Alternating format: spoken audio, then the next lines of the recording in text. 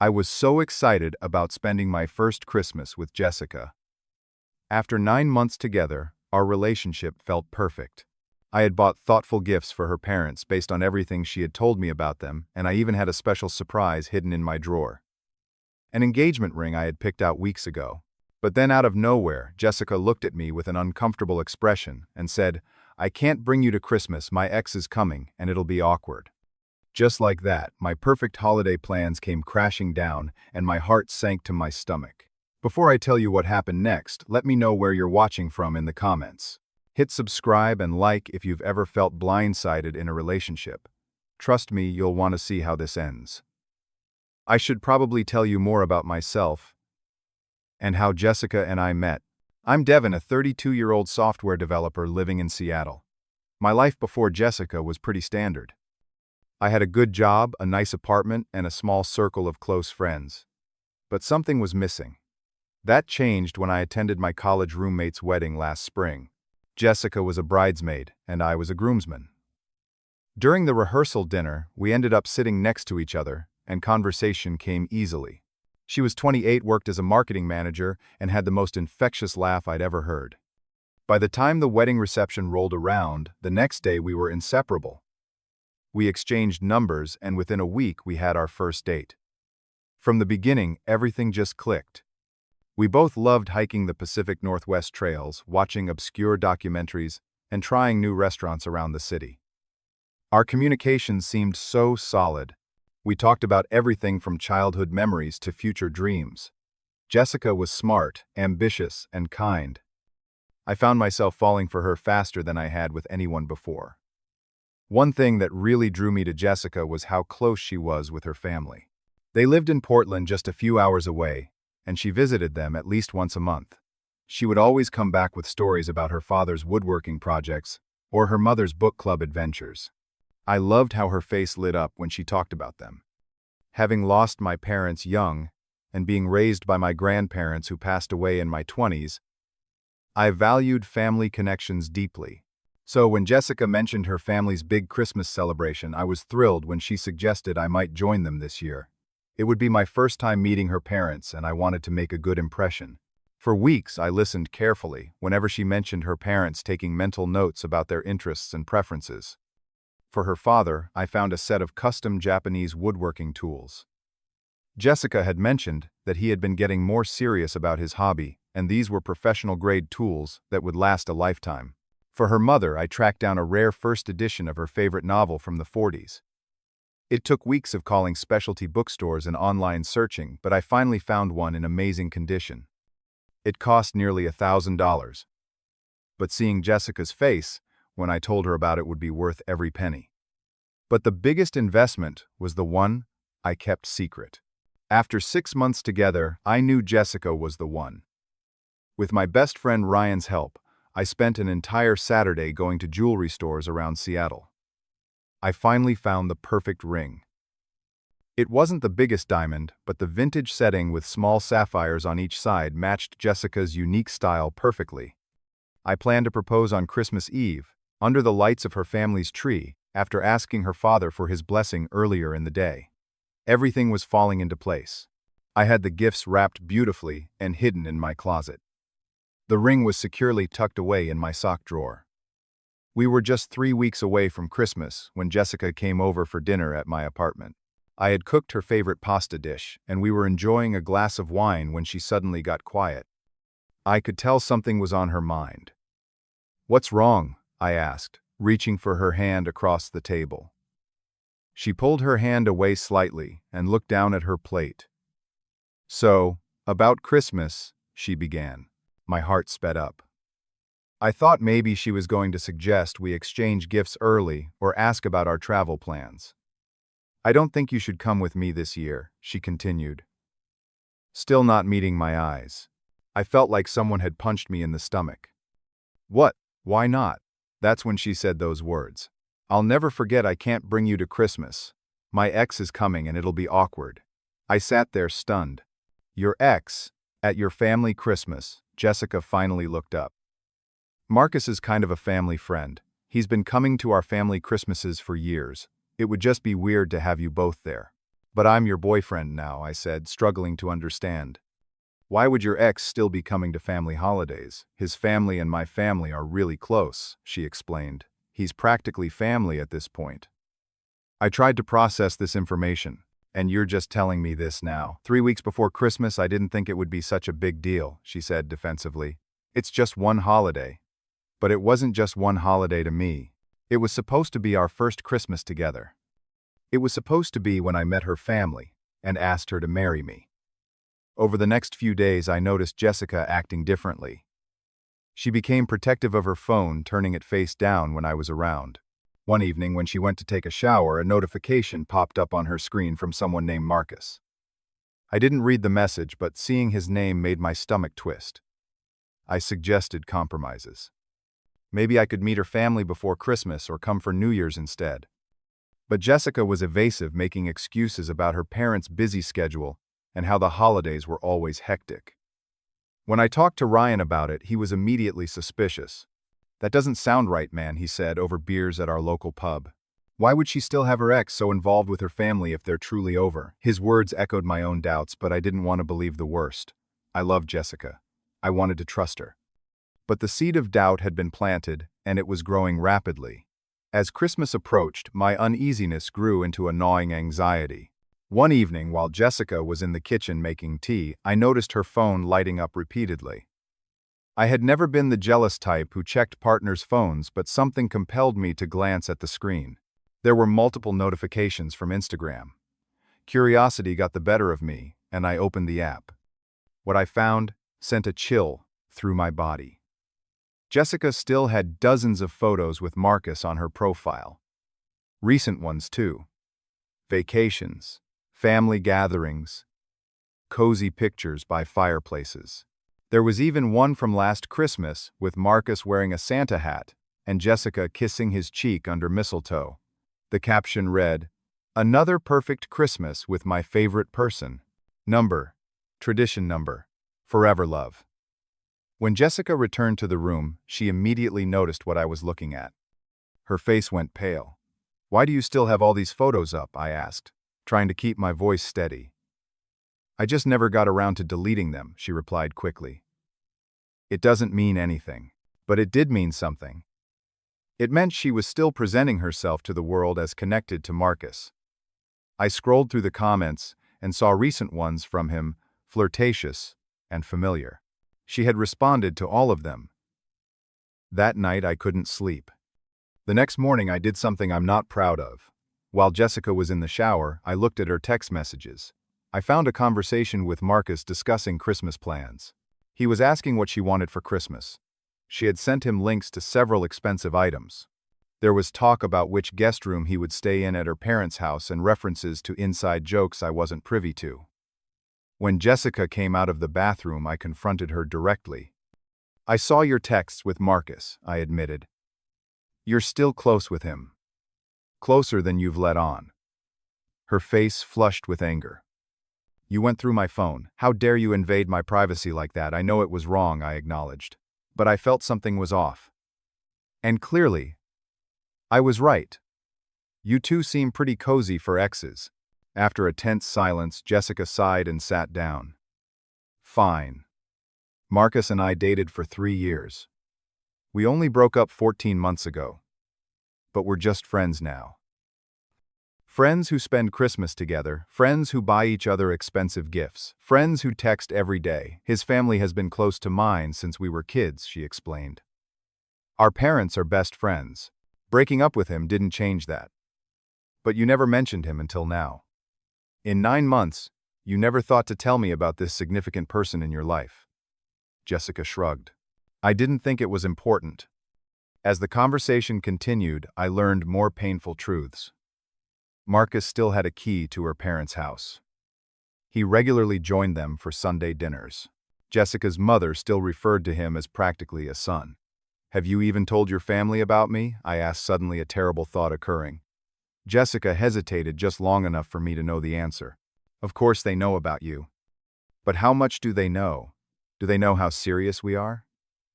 Did you tell them I was planning to come for Christmas before you uninvited me?" Her silence was deafening. A few days later, I met Jessica's friend Alicia for the first time at a holiday party. After a few drinks, Alicia began talking freely about Jessica's past relationships. It was such a shock when she and Marcus split. Alicia said, unaware of my growing discomfort. Everyone thought they would get married. Her parents were devastated. They always treated him like a son. Why did they break up? I asked, my mouth dry. Oh, just timing, I guess? Marcus got that job offer in Chicago and did the long-distance thing for a while. He moved back to Seattle about 6 months ago. She took another sip of her drink. Between us, I always thought they'd get back together once he returned. They have so much history.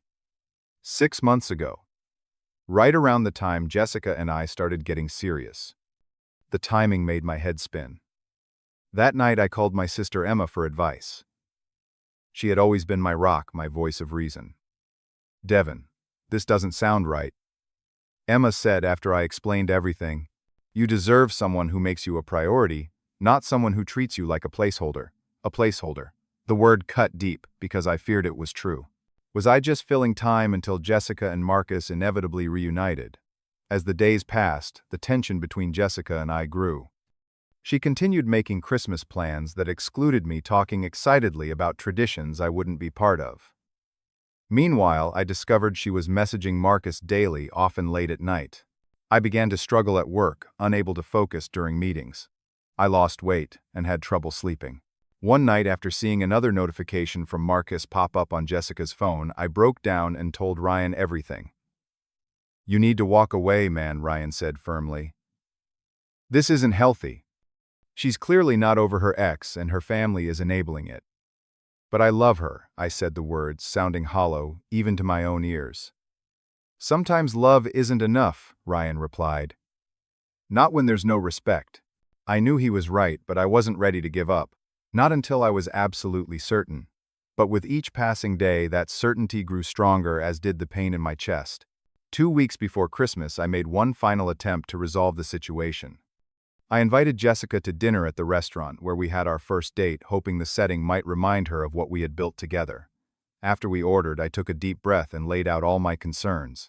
I told her how it hurt that she had kept Marcus a secret for 9 months, how it felt to discover she hadn't told her family about the seriousness of our relationship, how it seemed like she was keeping one foot in her past while preventing us from moving forward together. Jessica listened, occasionally nodding, but I could tell she wasn't truly hearing me. When I finished, she reached across the table and took my hand. Devon, you're making this into something it's not, she said. Yes, my parents still have a relationship with Marcus. They've known him since he was a kid. And yes, maybe I should have mentioned him sooner, but it never seemed relevant. Not relevant, I repeated in disbelief. Jessica, he's clearly still a huge part of your life. He's spending Christmas with your family instead of me. How is that not relevant? She withdrew her hand, and her expression hardened. My parents are still close to him. They care about him. And what about us? Do they care about meeting the man their daughter has been dating for 9 months? The man who loves their daughter Jessica looked down at her plate, and when she looked up again, I saw a truth in her eyes that she had been hiding. My parents still hope Marcus and I will get back together, she admitted quietly. The words hung in the air between us like a physical barrier. I felt as though I'd been punched in the stomach. And what do you hope? I asked, dreading the answer. Jessica didn't respond immediately, which was an answer in itself. I don't know, she finally said. Marcus and I have so much history. Our families are intertwined. It's complicated. It's only complicated because you're making it complicated, I said, my voice rising slightly. If you wanted to set boundaries with Marcus and your family, you could. If you wanted to make room in your life for our relationship to grow, you would. You're making too big a deal about Christmas, she said dismissively. It's just one day. That's when I knew. It wasn't just about Christmas. It was about respect, honesty, and priorities. And I wasn't hers. I can't do this anymore, I said, the words spilling out before I had fully formed the thought. But as soon as they were spoken, I knew they were right. Jessica's eyes widened. What do you mean, this relationship? I'm ending it. You're clearly not over Marcus, and I deserve better than to be someone's backup plan. Devon, You're overreacting, she said, her voice rising. I didn't think it mattered that much to you. It's not like we've talked about marriage or anything. The irony of her words hit me like a wave. The engagement ring I had purchased sat in my apartment, a symbol of hopes now shattered. That's the problem, I said quietly. I thought we were building something real. Something with a future. But you've been living in the past this whole time. The rest of the evening was a blur of tears and accusations. We returned to my apartment, where Jessica alternated between anger and pleading. But my mind was made up. 9 months of what I thought was building a life together had been nothing but a temporary diversion for her. I returned the unwrapped gifts the next day. The rare book for her mother. The woodworking tools for her father. The jeweler was sympathetic when I explained why I was returning the engagement ring, but the restocking fee still hurt. Not as much as my heart did, though. Christmas Day was the hardest.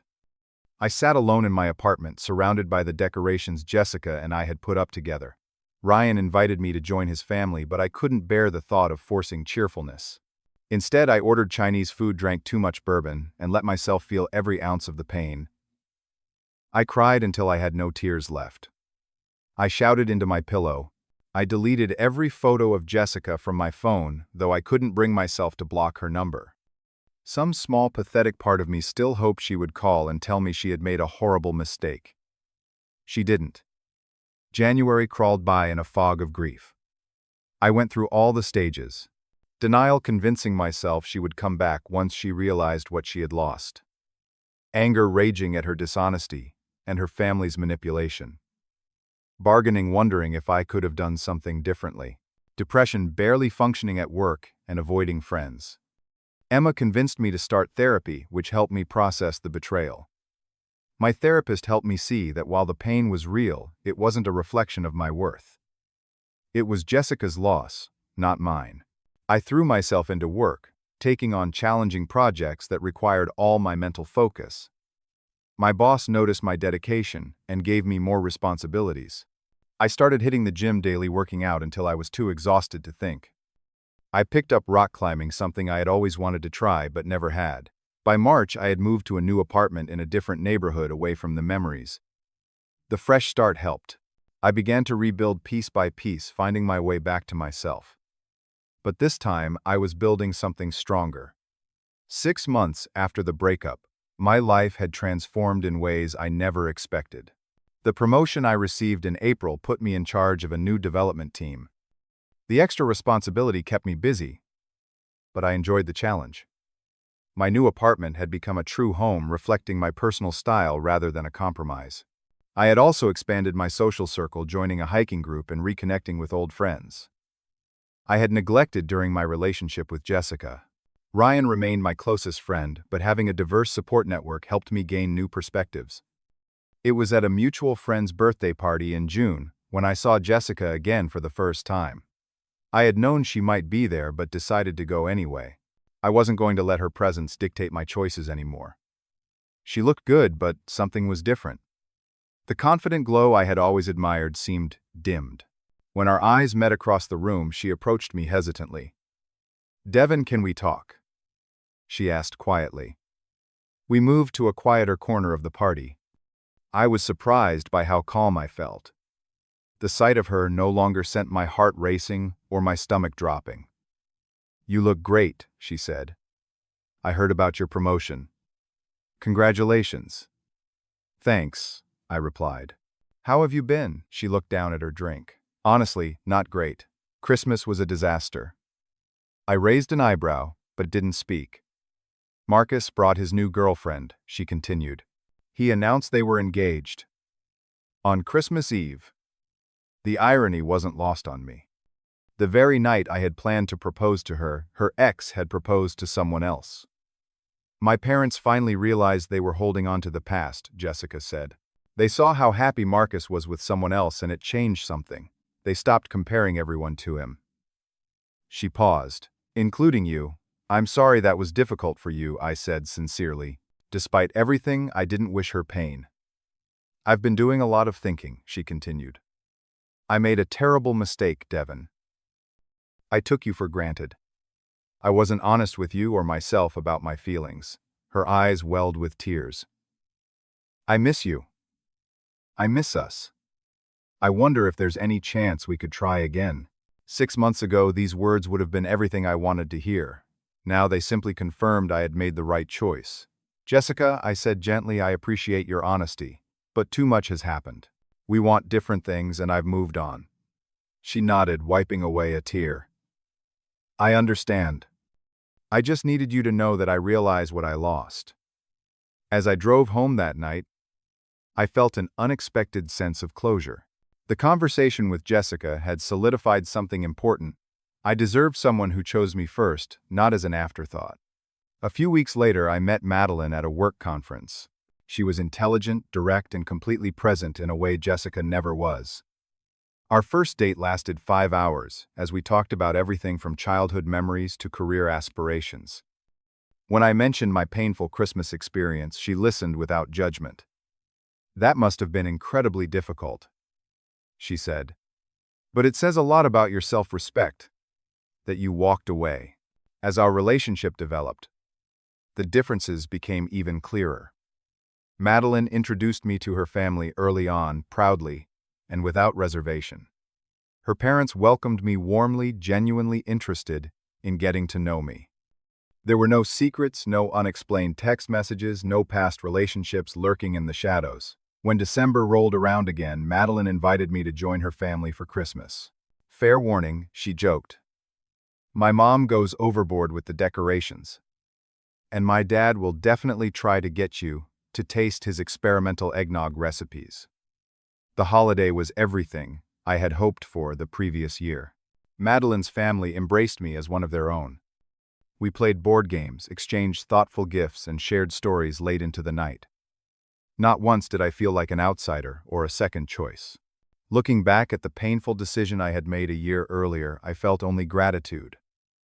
By choosing to walk away from a relationship where I wasn't valued, I had made room for something far better.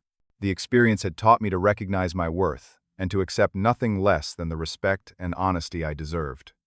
Sometimes the hardest decisions lead us to exactly where we need to be. Have you ever had to make a difficult choice that turned out to be the best decision?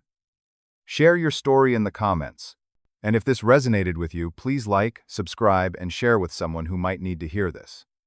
Remember, sometimes walking away isn't giving up, it's choosing yourself. Thank you for listening to my story, and I wish you the courage to know your worth.